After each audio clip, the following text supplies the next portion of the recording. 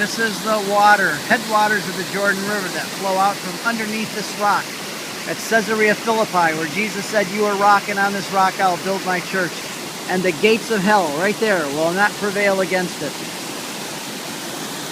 Here's our folks here at Banyas, Caesarea Philippi of Matthew 16. There's the cave. Gates of hell. Temple used to be built right in front of that. The god Pan was worshipped here. How the city got the name Banyas.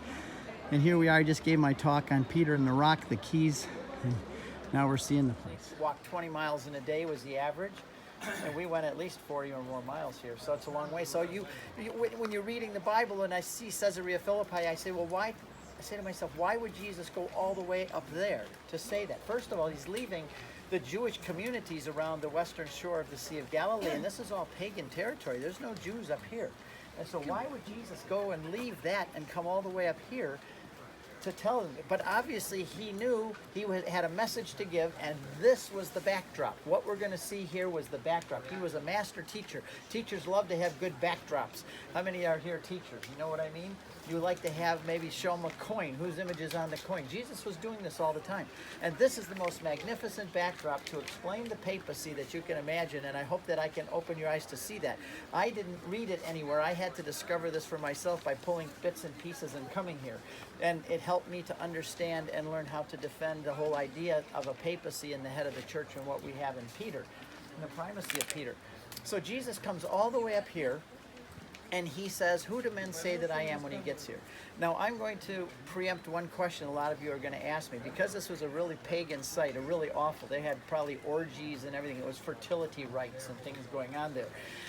I don't think Jesus came right up to this place. I think he stood off at a distance, because it says he came into this district, and everybody knew that was the heart of this district. People came from all over the known world to worship a god called Pan. This was where they would worship Pan. And so everybody knew it. I think Jesus stood off in the distance, but this was the backdrop for what he was going to say. Just like if I'm going to talk about liberty and freedom, where should I stand? Maybe on Manhattan Island with the Statue of Liberty over my shoulder? Because that statue and the location says as much about my talk as what I'm going to say, the image of the Statue of Liberty. I think Jesus had this as his backdrop when he came and spoke here. So he comes here and he says, "Who do men say that I am?" And they say, "We don't know. Some say you're John the Baptist or Jeremiah, one of the prophets." There's rumors all over. The messianic fever's in the air. Everybody's speculating who you are. The editorials in the Jerusalem Post are full of speculations. But nobody knows. And he says, "You've been with me 3 years. At this point, this is 3 years. He's on his way down to be crucified. He's going to stop at Mount Tabor, be transfigured before he goes to Jerusalem to be crucified. So he says, "Who do you say that I am? You've been with me 3 years now." And Peter blurts out and he says, "You are the Christ, the Son of the living God." And he got it right. Peter didn't always get it right. A few verses later, Jesus turns to Peter and says, "Get behind me, Satan." But Peter got that right, and Jesus acknowledged that he got it right. And he says, "Flesh and blood did not reveal that to you." In other words, it's not a result of the gray matter in between your ears that you came up with that information. That was a revelation from my Father in heaven. So Peter defined Jesus. "You are the Christ, the Son of the living God." It's a definition we still use today. Peter defined who Jesus was, and I think this is what happens. Jesus says, "Thank you for defining me, Peter. Now I'm going to return the favor, and I'm going to define you.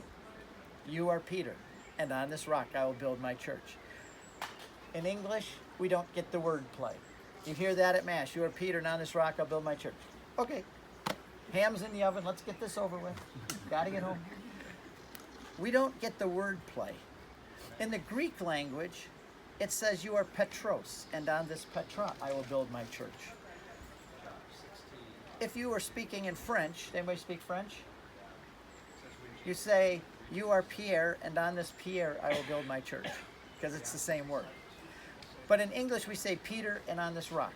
But in the Greek, it says Petros, and on this Petra I will build my church. And as Steve Ray the Baptist, I used to say, "See, you Catholics, you don't know your Bibles." If you just read your Bibles, you would see that that rock and this rock are two different things. Peter cannot be the rock building the church on. "You are Petros," then I would have said, this is the way Jesus said it. "You are Petros, and on this rock, Petra, I will build my church." But what is the point of this? Why did Jesus call him Petros?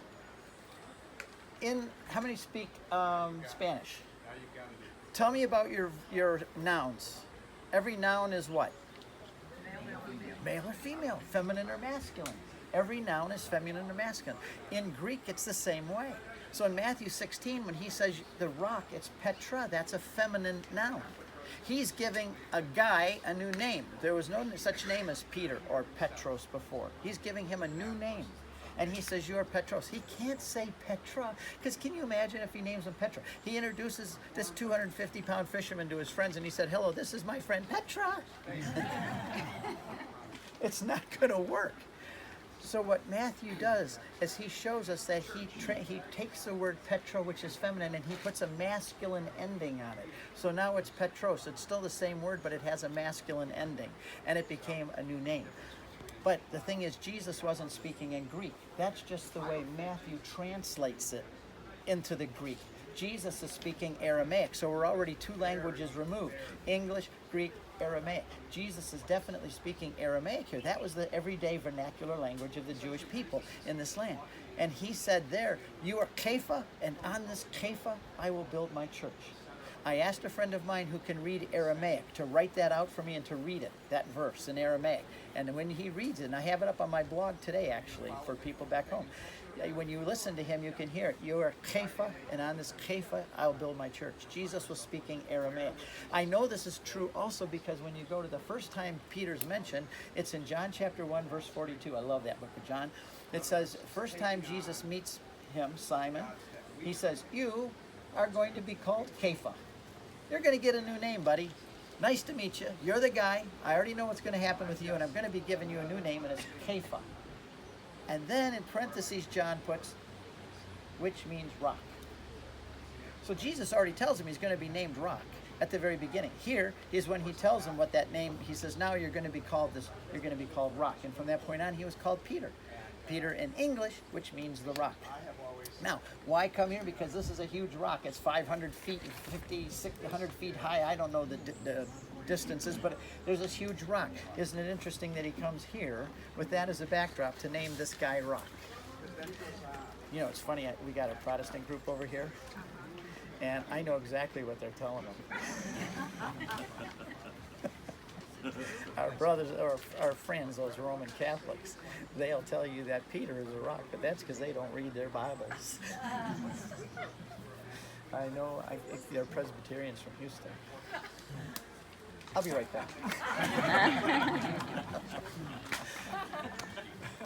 I'd love to, but I won't. Anyway, so now, then Jesus says, I will give you the keys of the kingdom. Well, first let me describe what is happening here. I think it's more important to do that at this point. So there's a huge rock. On the left side of that rock, you're going to see a massive...